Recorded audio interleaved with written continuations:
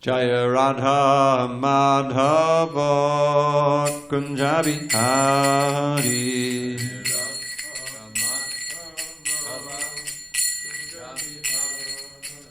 Jaya Radha Madhava Kunja Bihari.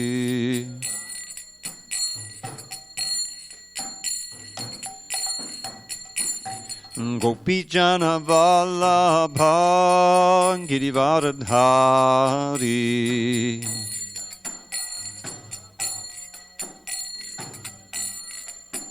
Jai Gopi Jana Vallabha Girivardhari.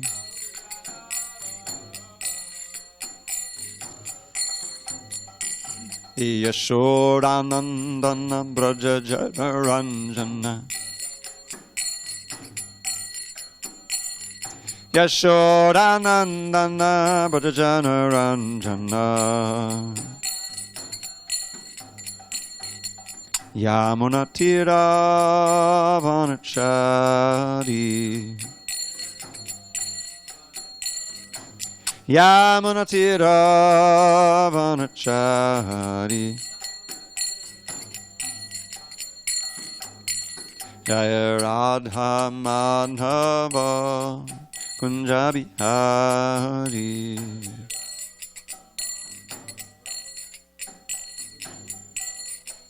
And Jaya Radha Madhava Kunja Bihari.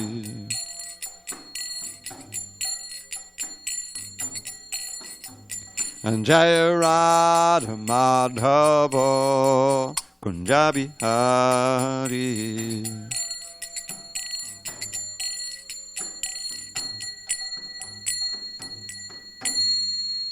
Jai Mr. Pad Paramahansa. Parudikacharya Ashtotar, the Sri Srimad Divine Grace, Srila A.C. Bhaktivedanta Swami Prabhupada Ki Jai. ISKCON BBT Founder Acharya Srila Prabhupada Ki Jai. Jai Om Vishnupad Paramahansa Parudikacharya Ashtotar, the Sri Srimad Divine Grace, Srila Bhakti Siddhanta Saraswati Thakur Ki Jai. Ananta Koti Vaishnava Ki Jai. Namacharya Srila Haridas Thakur Ki Jai. Grantharaj Srimad Bhagavatam Ki Jai. Samaveda Bhaktivinoda Ki Jai. All glories to the assembled devotees. All glories to the assembled devotees. All glories to the assembled devotees. All glory to Shri Guru and Gauranga. Can you get these curtains for me? I have a sensitivity to the sunlight at this point. Narayam Namaskritya Narang Chaiva Narottamam Devim Saraswatim Vyasam Tato Jayamudiriye. Before reciting this Srimad Bhagavatam, which is our very means of conquest, we should offer our respectful obeisances unto Lord Narayan, the Supreme Personality of Godhead, unto Narayan Rishi, the supermost human being, unto Mother Saraswati, the goddess of learning, unto Srila Vyasadeva, the author, and unto Srila Prabhupada, the translator, commentator, and our spiritual master. Nashta Prayesha Bhadreshu Nityam Bhagavata Sevaya Bhagavatyuttama Shloke Bhakti Bhavati Naishtiki. By regular attendance in classes on Srimad Bhagavatam and by rendering devotional service to the pure devotee, all that is inauspicious within the heart is destroyed, almost to nil, and loving devotion to the Supreme Lord is glorified in transcendental songs, is established as an irrevocable fact. Om Namo Bhagavate Vasudevaya. Om Namo Bhagavate Vasudevaya. Om Namo Bhagavate Vasudevaya. On this 11th day of May 2020 in SanDiego, we're reading from Srimad Bhagavatam, translation and commentary by His Divine Grace A.C. Bhaktivedanta Swami Prabhupada. And we are reading from the 4th canto, the creation of the 4th order,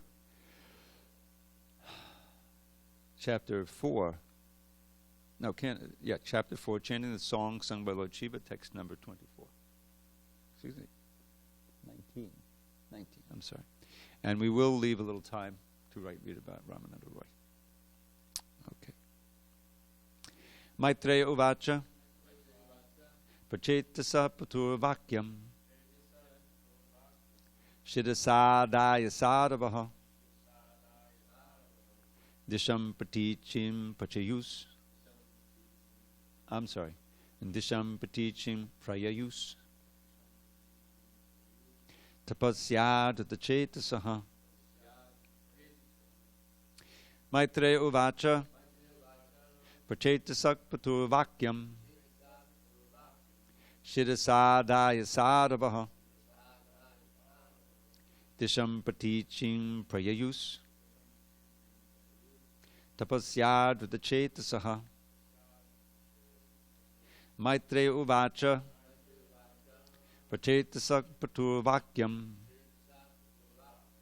Shidasadaya Sadavaha Disham Patichim Prayayus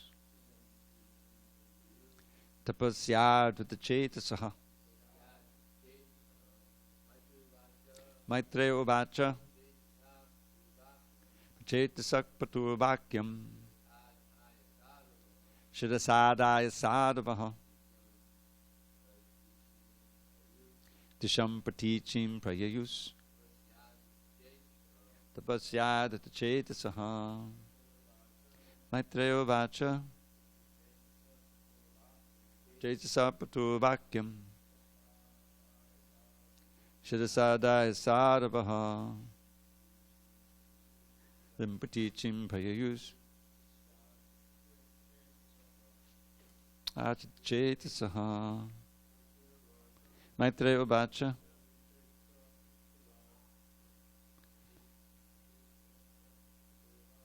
Pachetasak Paturvakyam Shidasadaya Sadavaha Disham Patichim Prayayus Tapasyad Tachetasaha. Maitreya Uvacha. The great sage Maitreya continued to speak. Pachetasaha. All the sons of King Prachina Barhi. How many are there? 10. Pituhu, of the father. Vakyam, words. Shidasa, on the head. Adaya, accepting. Sadavaha, all pious. Disham, direction. Patichim, western. Prayayuhu, went away. Tapasi, in austerities. Adrita, accepting seriously. Chetasaha, in the heart. Translation. The great sage Maitreya continued, My dear Vidura, because of their pious nature, all the sons of Prachina Barhi very seriously accepted the words of their father with heart and soul. And with these words on their heads, they went toward the west to execute their father's order. Purport. In this verse, sadavaha, meaning pious or well-behaved, is very important, especially at the present moment. It is derived from the word sadhu. A perfect sadhu is one who is always engaged in the devotional service of the Supreme Personality of Godhead. Prachina Barhi's sons are described as sadhava because of their complete obedience to their father. The father, king, and spiritual master are supposed to be representatives of the Supreme Personality of Godhead.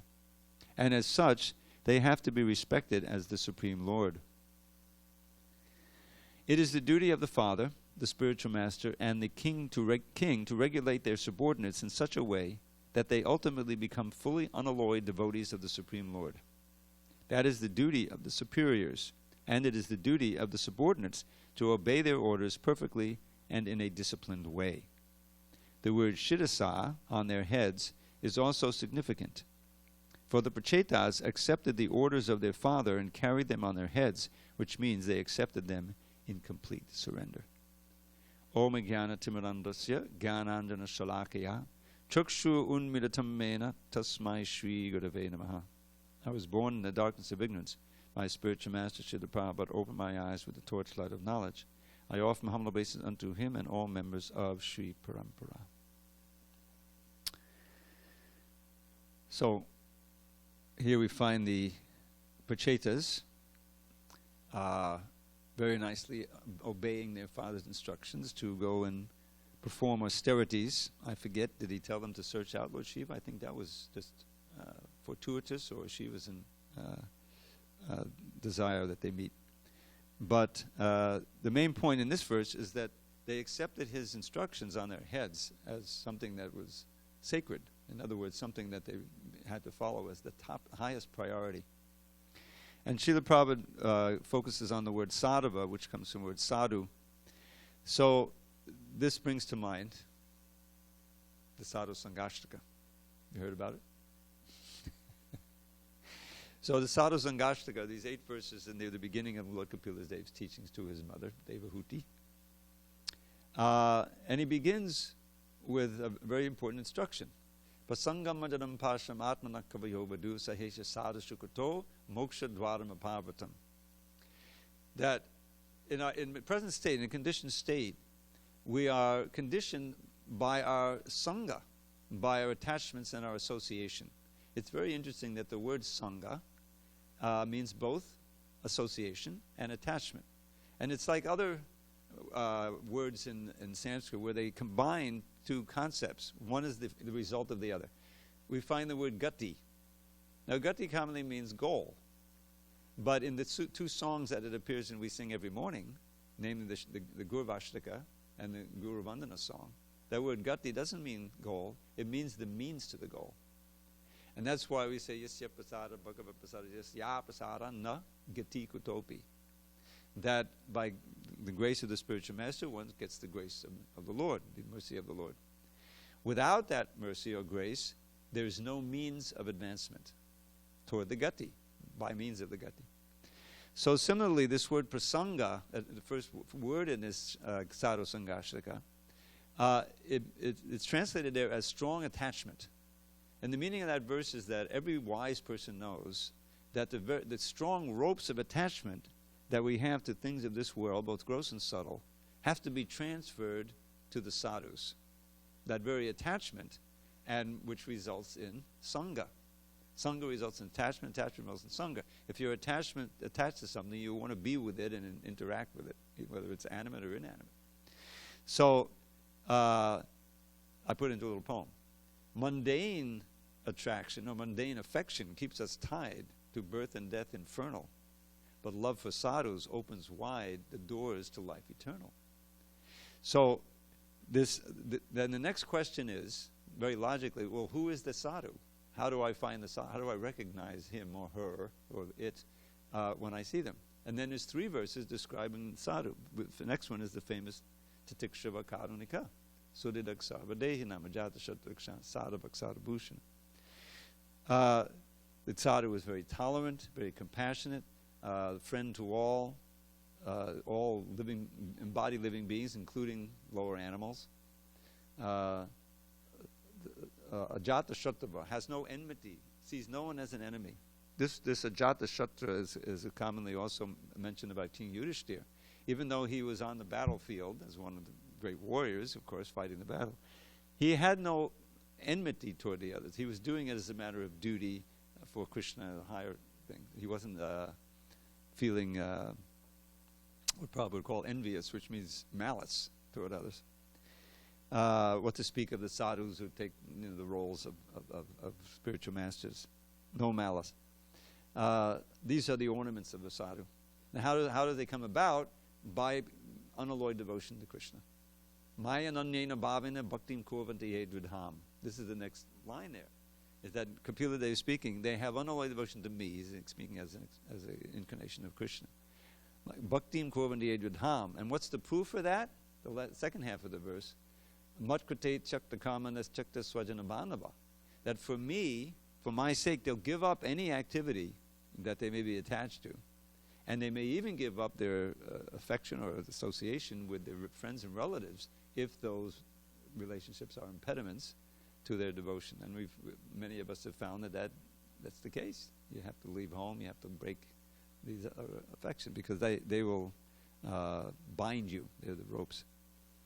So he goes on there, and of course it culminates. Kind of the most famous verse is Satam Prasangan Mama Virya Samvido, and that very word prasanga is there. Notice prasanga meaning intense, meaningful association with the sadhus, not something superficial, which basically means hearing ardently from the sadhus.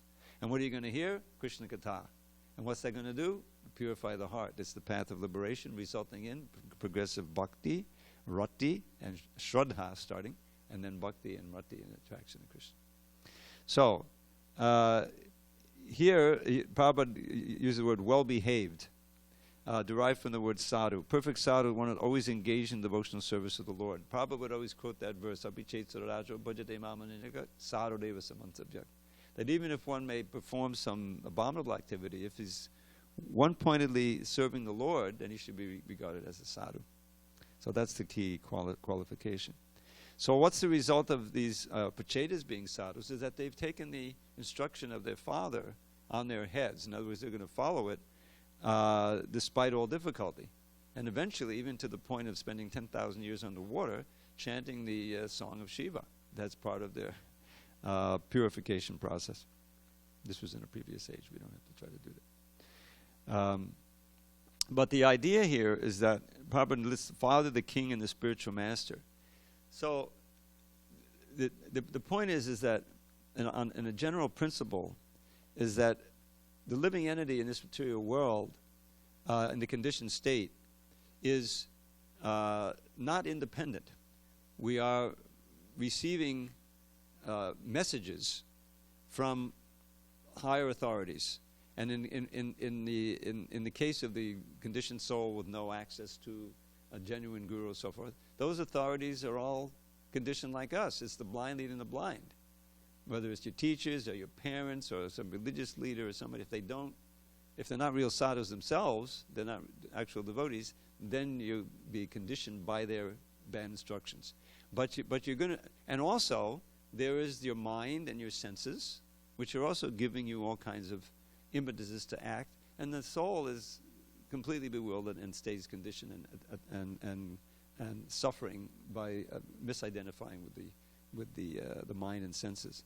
So when you think about it, Krishna consciousness is changing the source of the authority which we follow, and it's difficult because we're accustomed to following one authority, namely our mind, intelligence, right, senses. These are all giving us cues about how to act for sense gratification.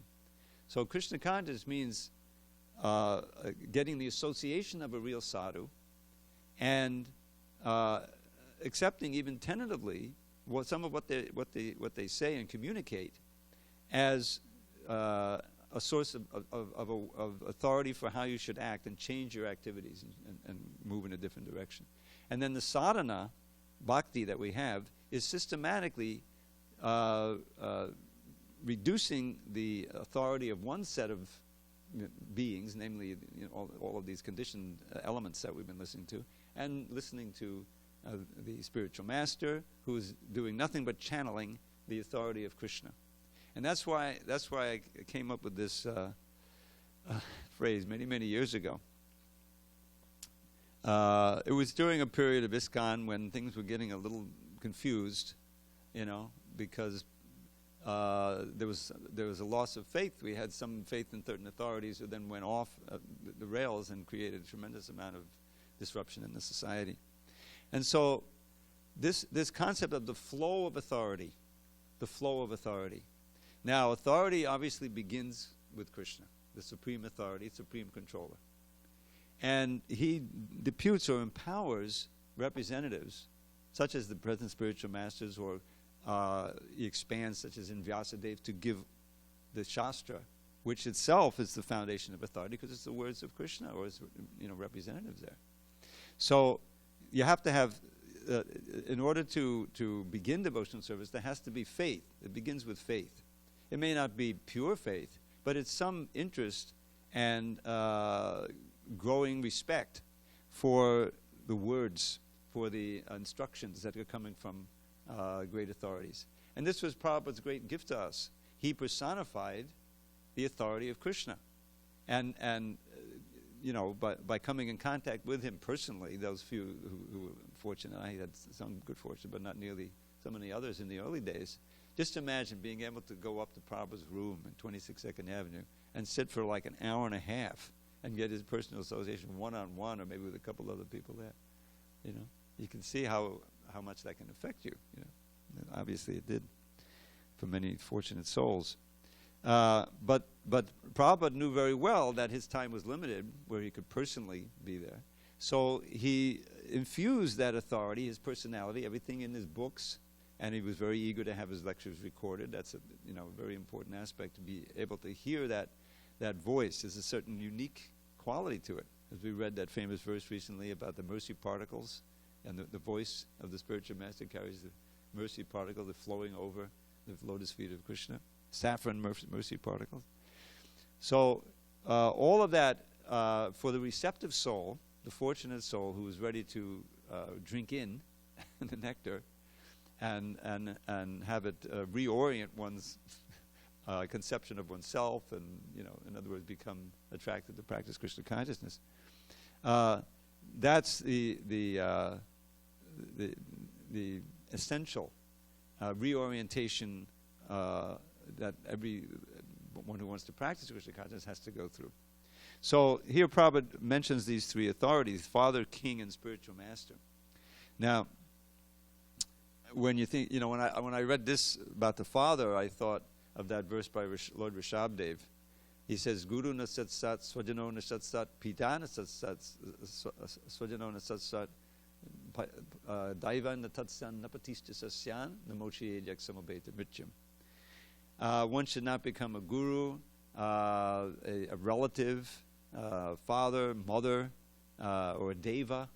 In other words, someone responsible for wards, someone who who are looking to you for guidance, unless you can liberate them from birth and death. Now, I thought about that fairly recently. I said, well, we have some pretty sincere grahastas in this movement. We have over the years. We have today, who certainly know the philosophy. They have access to Prabhupada's books, and they try to train their child from the beginning of life. I remember somehow this image sticks in my mind from many years ago, back in Brooklyn, over 40 years ago. And he's there with his little baby. I couldn't be more than 6 weeks old or something. Bringing the baby and can hardly see, and there he is, there in front of Radha Govinda, so that it gets the impression. This is the idea from the very birth. So this is, responsible, and of course there's so much more that has to be done.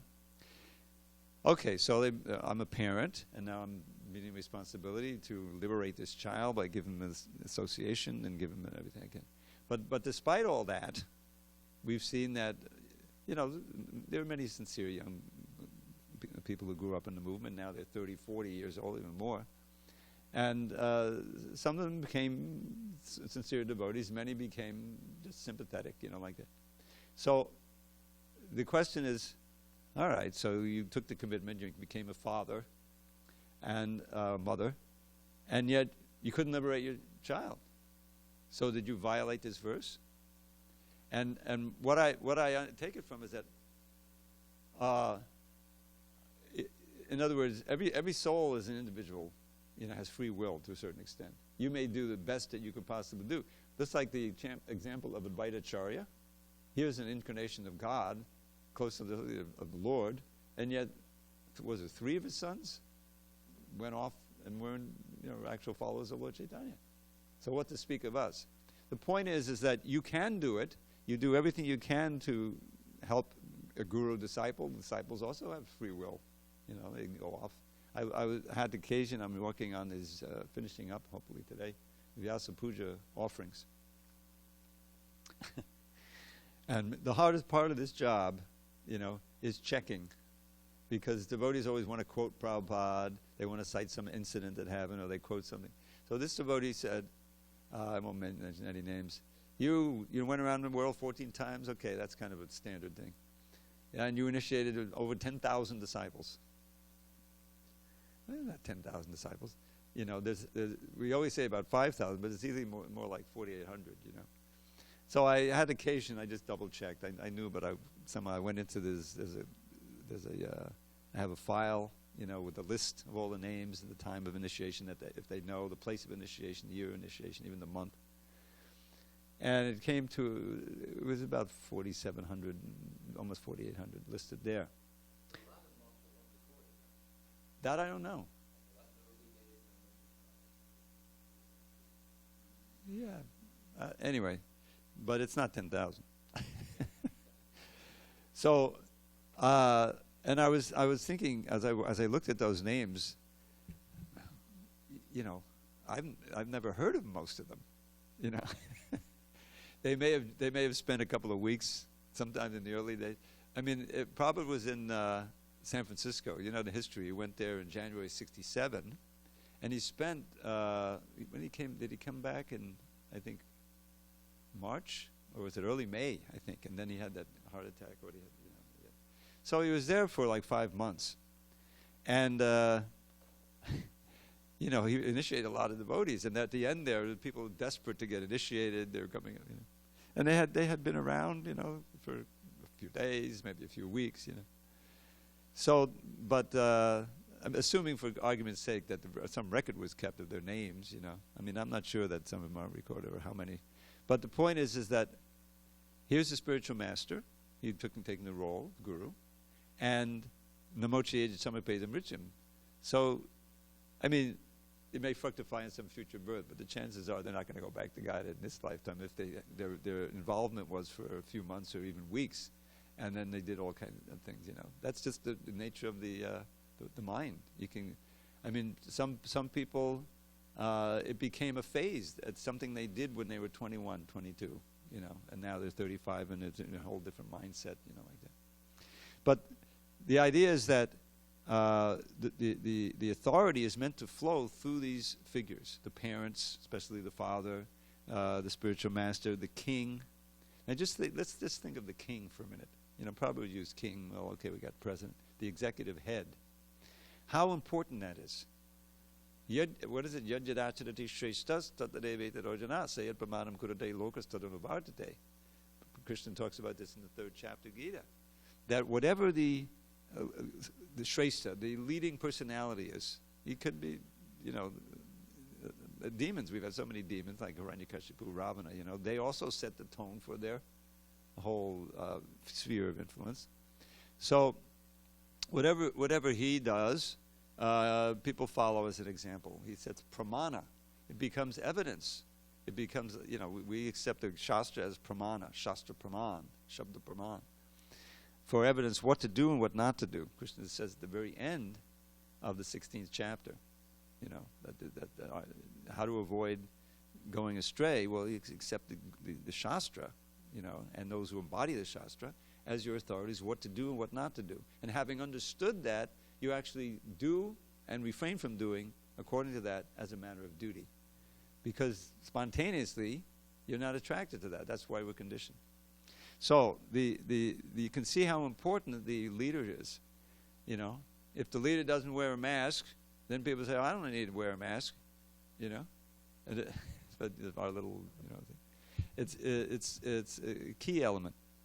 So here we find that the Prachetas have taken their father's good instruction on their head, and where after they meet Shiva and hear that song, they're going to take his whole song on, you know, imbibe that and repeat that. That was part of his instructions. Just chant this when you're doing your austerities. For 10,000 years, they're chanting these 35 verses, you know, and becoming purified. They get the darshan of Vishnu on the water. That's the whole thing. So this is our. Now, I like to you know come back to this first. Many of you have heard classes that these authorities, they take the, you know, even like lust, anger, greed, illusion, they become your masters. You know, that's a verse where Lord Chaitanya is teaching Sanatana Goswami, beginning of his section on sadhana, or what is it? Sambandha what is it? Abhideya and Prayojan. So his instructions are divided into these three, And when he begins the abhideya or practice section of his instructions, this verse is very near the beginning. I learned, not from the CC, but one of the books of compilations of Bhaktisiddhanta's lectures, which they're taking notes. You know, there's no recording, but they make these books as disciples. That this verse was composed by Madhavendra Puri. Kamadinam katina katita padita durni deshas. Tesham jata maina koronanattapano prashantihi. Uttrijaitan adiyatupate sampratam labna buddhis. Tvamayata kshadanamabayam mamniyung svapnadase. They put it into a little poem. In how many ways have I sought to obey the seductive demands of my wicked desires? They've shown me no mercy, yet on I have gone shamelessly trying to quench lust's unquenchable fires. But now I'm rejecting these hellish desires, for my higher intelligence now has awoken. O Krishna, O shelter of fearlessness, please let me serve you with faith that will never be broken. So, it's very instructive. Kamadinam. I mean, there's the word adi, right? Like we sing every morning, the first time we say the word adi. Jai Shri Krishna Chaitanya Prabhu Nityananda, Shri Advaita Gadadhar, Shri Vas Adi Gaur Bhaktavinda. So I heard this Vishnujan singing this. In the old days, we have to remember, diacritics, not so critical, in our pronunciation. First of all, some of the books didn't have diacritics, like TLC. They didn't have the facility to put the diacritics, the first TLC, yeah. So we get Shri Krishna Chaitanya Prabhu Nityananda Shri Advaita Gadadhar Shivasati Gaur Bhaktavrinda. Shivasati. Not good. Shivas Adi. Shivas Adi Gaur. Has to be Adi. Anyway, this thing should be, it sounds like Kam Adinam. Adi. But somehow it's transformed and that Adi becomes Adi. So it's Kam Adinam. And what it means is that these lust, etc., anger, greed, illusion, they're just like cruel taskmasters. That life after life, they're ordering you to do things. You get some desire, you get into some drug, or alcohol is the most obvious example of these things. And it takes over your senses, mind, and intelligence. This is lust. The desire is there. And that desire is forcing you. That's an authority. It's just like someone is giving you an order. And your senses are giving you order, and you have to follow it. And the more you follow it, the more you're bound up. There's one lady lives below me in one of the apartments. Young girl, she can't be more than 25. Half the time I see her outside the apartment because the guy she's living with doesn't like her, and she's smoking. At this state, when it's so obvious how destructive it is, people are still somehow finding, they can't help themselves. So this is the life after life, these gross and subtle demands. I mean, it's obvious when you can't give up tobacco or alcohol or some drug. But all kinds of subtle things you can be attracted to and addicted to that just bind you. I remember the verse, this verse, Vijay maybe. 15th chapter, Krishna's describing the transmigration of the soul, the mechanism, that the soul carries the mentality, and if it's created like it's like a fragrance, it can be stinky or it can be very nice depending on how you created your consciousness. So then you go to another body and you get a certain kind of eye, ear, etc. Yeah, what is it? Chakshu shrotum chakshu sparshan angsha rasanam granam evacha adhishtaya manishchayam vishayanupasevate. These 5 senses of seeing, hearing, etc., grouped about the mind, and then the soul upasevate, vishayanupasevate, serves the vishas, the object of the senses. And you're not going back to Godhead. You're in some other body, maybe subhuman, and you get a sort of set of senses, and then through those, and that word upasevate, I looked it up many years ago. One of the meanings is addicted, becomes addicted to a certain set of sense gratification. And these act as your masters birth after birth. So in this verse, Madhavendra Puri is saying, I've obeyed the demands, the commands of these lust, anger, greed, etc., kama, etc., for many, many births. But now, and this is the key, because it's always the beginning for any path out of this, my higher intelligence has awoken. And how is it awoken? Sadhu Sangha, by associating with the words and the personality of sadhus, either personally or through a medium such as books or whatever. And therefore, my intelligence has been awoken. It's the intelligence which is the key factor in human life. That is, the animals don't have it. They can't do anything. But with our key intelligence, we can throw these desires far away, or at least refuse to obey them. But then we have to obey the commands and the orders of the spiritual master Krishna, because we have to serve. That's our nature. That's our dharma. Either we're going to serve Maya or we're going to serve Krishna. So therefore, he doesn't say, now at last I'm free. I'm obeying their divine demands. No, he's approaching Krishna and praying, now please engage me in your service. In other words, order me, give me, tell me what to do, and so I can be safely at your lotus feet forever. And that's the essence of the process of devotional service. And here it's kind of a given. The culture is such that they obeyed their father. It's understood their father knows what's best for them, what they should do, and so he's given. And then the king, like we just read about Prithu, the people loved him because his main concern was for their welfare, not exploiting them or exploiting his position and making $1 billion. And we live in ultimately corrupt. This whole system is, and it's just that what's so amazing about the present historical situation. It's right out in the open. The lies are flowing just like water. People don't know what to believe. Can you imagine if you couldn't? We hadn't. The reason why, we're here is because we believe.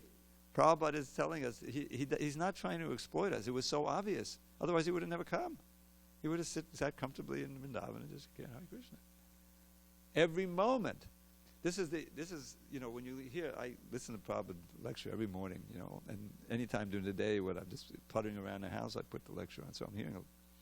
And lately I've been realizing, what's coming through there, not just the meaning of the words, but the motive for why he's speaking.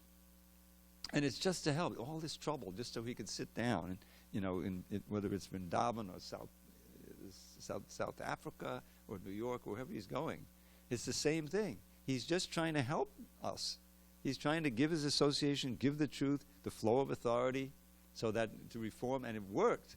Miraculously, it exploded all over the world in a matter of a few years, because there was some receptive hearts, and they're willing to undergo the transformation, and in turn be able to influence others, not only with the words, but with what's behind the words.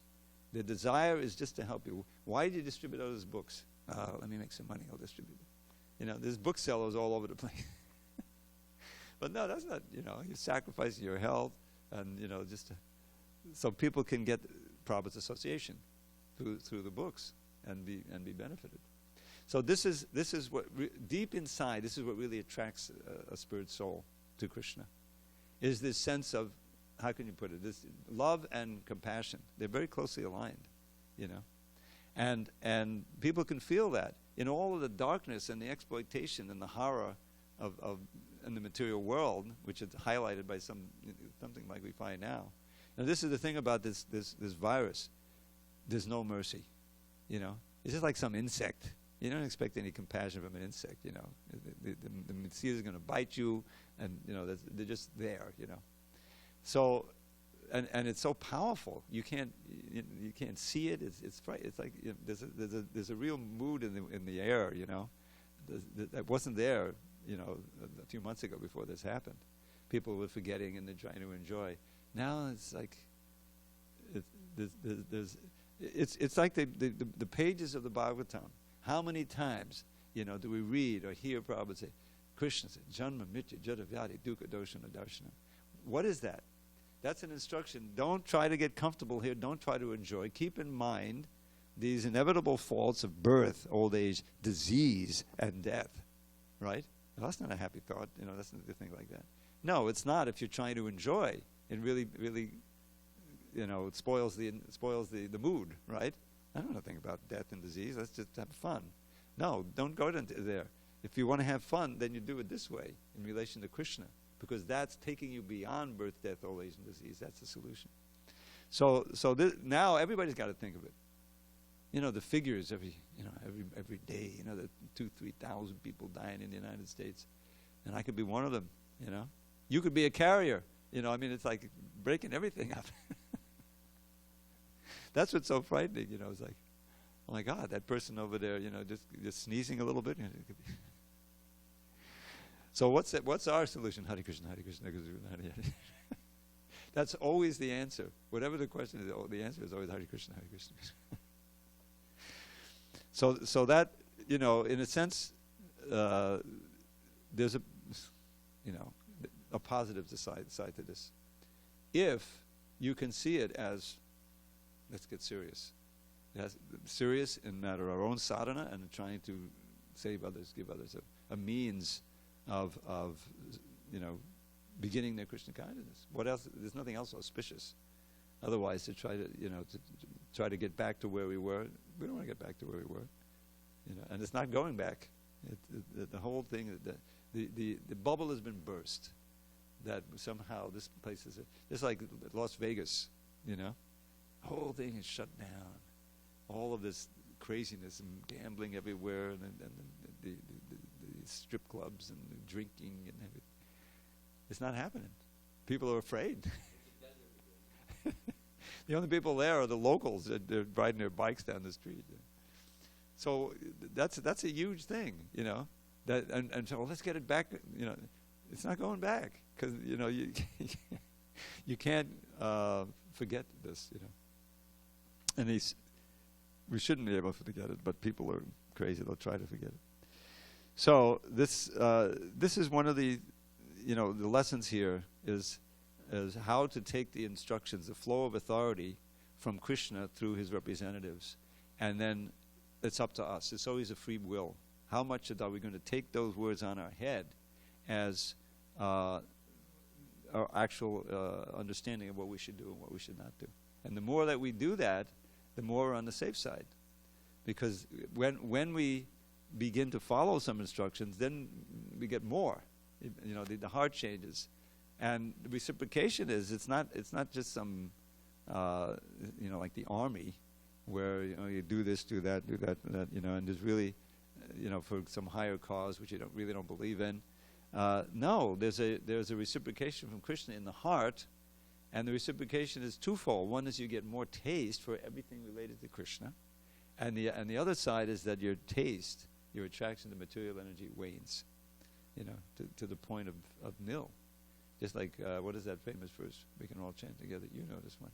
Yadavadi mama cheta Krishna padada vinde navanavana sadhaman yuditam rantamasi tadavadi badanadi sangame smaryamani babati mukhabakaro sushtu nishtivanansha. What does it mean, Vijay? What does it mean? Where's our mic? Give me this mic. Here, use the mic. Explain. Since I've been engaged in the loving service of Krishna, wrote it? This is by Jamunacharya. Yeah. Since I've been engaged in the loving service of Krishna, experiencing ever fresh pleasure at every moment, whenever I think of such pleasure, my lips curl in distaste, and I spit at the thought. Yeah, I read a little about Yamunacharya because we had Ramanujacharya's appearance day fairly recently, or disappearance, and I have a book, and there's a lot in there about Yamunacharya. And one of the things, he was a very strict student of his spiritual master, and there was a big court pundit, a king had a whole kingdom, and he was a pundit, and he would defeat any other pundits who came, and he was famous for that. So Yamunacharya, as a young man, maybe 14, 15, but still a kid, he decided to challenge this pundit. And people were amazed, because old pundits and people, they were afraid to beat this guy. But he had confidence. So he went and he sat there, and it was so dramatic that the king said, if you were able to defeat my pundit, I'll give you half the kingdom. So there's a lot of, you can imagine people were packed in the room.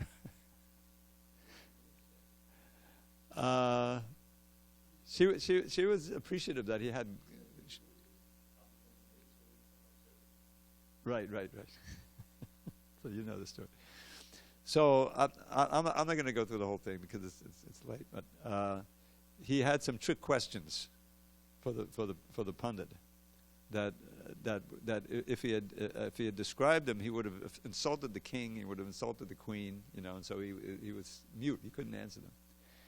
But Yamunacharya then gave answers that worked and didn't insult. Anyway, he won the contest, so he gets half the kingdom. So suddenly he's a king, And it's this period he had been austere and he had been, devotional, to some degree. And so he has a period there where he's enjoying all this stuff, and that's what he's remembering now. And I forget the whole story. I don't want to get into it. That something happened that turned him back to pure devotion. And it's in that, after that mood, after enjoying all this, harem and this and that, he's saying this. He's not just in remembering sex pleasure. He's remembering, sex pleasure with a woman. You use that word, the woman isn't there.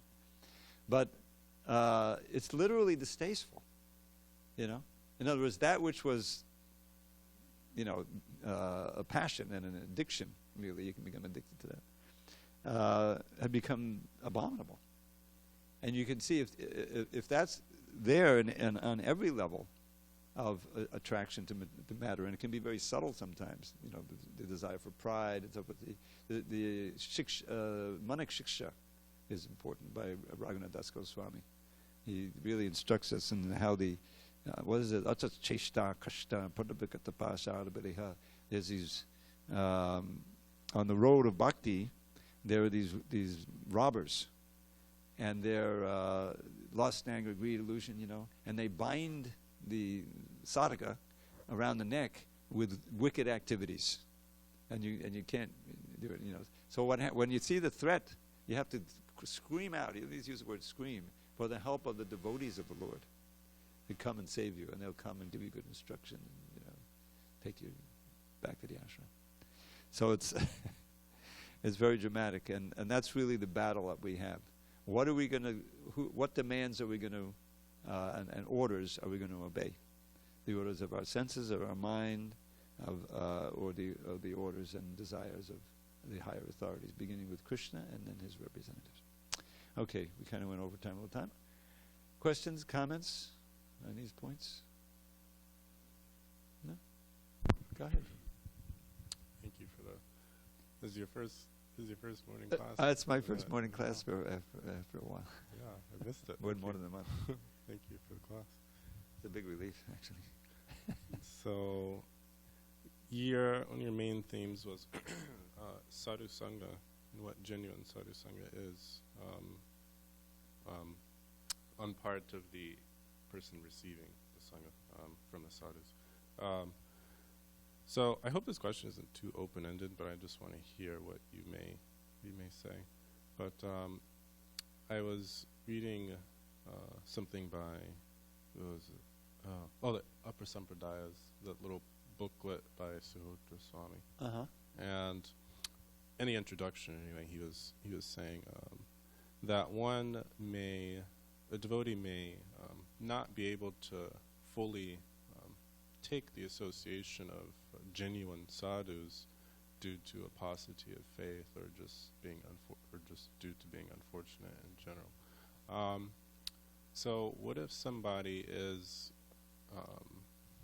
like kind of in that situation, like say they are in the association of sadhus regularly on a daily basis, but still they may be unable to fully just completely give themselves or fully surrender to the association of these sadhus. What is their position? What is their destiny? What is their fate? Well, it's a dangerous position, because the soul, living entity, naturally seeks association. No man is an island. You're looking. So if you're not going to take sadhu sangha, you'll take some other kind of sangha. And you mentioned Upper Sampradayas, that may be attractive, like the famous sahajiyas. The word sahajiya means easy, taking it easy. And that means that not so strict on the 4 regs, But come and hear, we're hearing this wonderful katha about, from the Govinda Lilamrita and all these different things, and we're going to have a retreat, and we're going to, in other words, there can be a lot of attraction to that, because the actual process of devotional service can be pretty austere, especially if you're not used to it. The classic thing, guy joins the ashram, and somebody joins the ashram, and it's just the hardest part is getting up early in the morning, actually coming, and because you're just not used to it. It seems like a tremendous austerity until you get in the habit through association, through peer pressure, and just what's going on.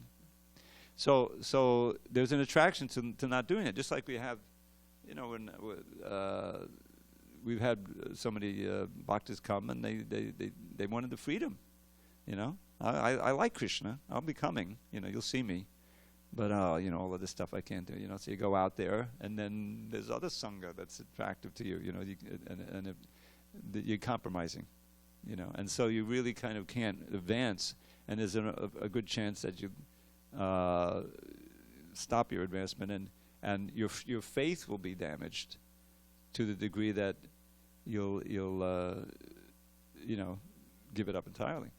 So that's really the kind of bottom line, to have the ability to stay within the association of devotees, and even more important, to take advantage of that association.